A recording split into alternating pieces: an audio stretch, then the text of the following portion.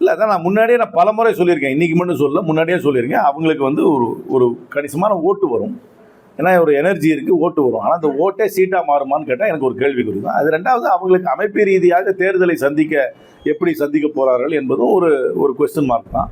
ஏன்னா வந்து இப்போதைக்கு எல்லாருமே கொஞ்சம் ஒரு பெரிய மூவி ஸ்டார் மட்டுமே மையமாக வைத்து ஒரு ஆதரவு தெரிவிக்கிறாங்க. அவர்களுக்கு அப்புறமேல் தேர்தல்னு வரும்பொழுது அமைப்பு வேட்பாளர் அதெல்லாம் வரும்பொழுது அதை எப்படி அவங்க கையாளுறாங்கன்னு எனக்கு இன்றைக்கி சொல்ல தெரியல. ஆனால் என்னுடைய கணிப்பு வாக்கு வரும், குறிப்பாக நகர்ப்புறத்தில் வாக்கு வரும். ஆனால் அது சீட்டாக மாறாது. கிராமப்புறத்தில் வாக்கு நகர்ப்புறத்தில் வரதோட கொஞ்சம் கம்மியாகும்.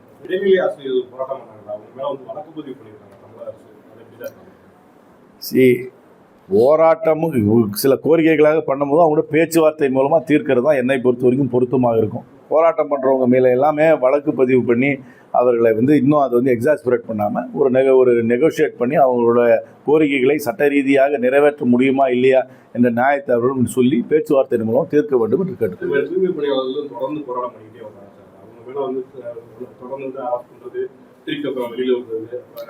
என்னை பொறுத்த வரைக்கும் இந்த தங்களுடைய உரிமைகளுக்காக போராடுபவர்கள் அமைதியாக போராடினார்கள் என்றால் அவர்கள் மீது என்னை பொறுத்த வரைக்கும் காவல்துறை கடுமையான நடவடிக்கை எடுக்கக்கூடாது.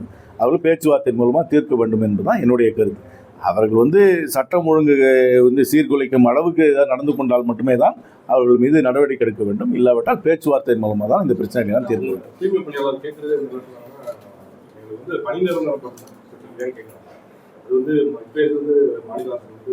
அதற்கு வந்து துறை அமைச்சர் தான் சொல்ல வேண்டும். என்னை பொறுத்த வரைக்கும் எல்லாத்தையுமே அவுட் சோர்ஸ் பண்ண தேவையில்லை.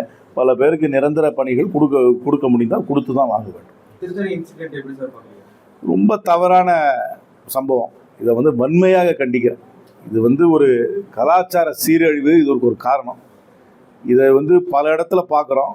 அது வந்து இளைஞர்கள் வந்து கஞ்சாவின் அடிப்படையில் மட்டும் பண்ணுறாங்களா இல்லைனா ஒரு பப்ளிசிட்டிக்காக பண்ணுறாங்களா என்று தெரியல எனக்கு. ஆனால் எந்த காரணத்துக்காக பண்ணியிருந்தாலும் இதை வன்மையாக கண்டிக்கிறேன்.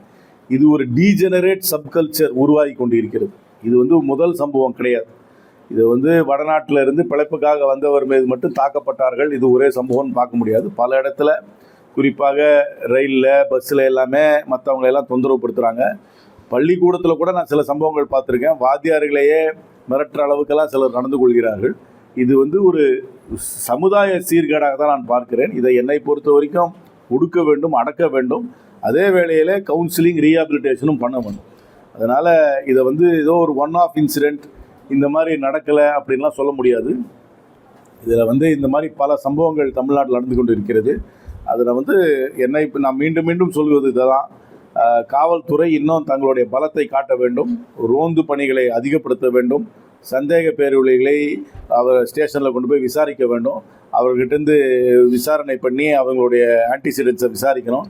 ஏதாவது நோன் ரவுடிஸ் ஒரு ஏரியாவில் தெரிந்த ரவுடிகள் கூண்டர்கள் இருந்தார்கள் என்றால் அவர்களை வாரம் ஒரு 3 முறையாவது வந்து ஸ்டேஷனில் வந்து கழுத்து போட வைக்கணும். கொஞ்சம் டஃப்பாக போலீஸ் வந்து நடந்துக்கணுன்று தான் என்னுடைய கருத்து. நியாயமாகவும் டஃப்பாகவும் கடுமையாகவும் நடந்து கொள்ள வேண்டும். நடந்து கொண்டால்தான் மக்களுக்கு மீண்டும் காவல்துறை மீது ஒரு நம்பிக்கை வரும். பிளே ஸ்டோர் மற்றும் ஆப் ஸ்டோரில் இருந்து பாலிமர் செயலியை QR கோடு மூலம் பதிவிறக்கம் செய்யுங்கள். செய்திகளை உடனுக்குடன் பெறுங்கள்.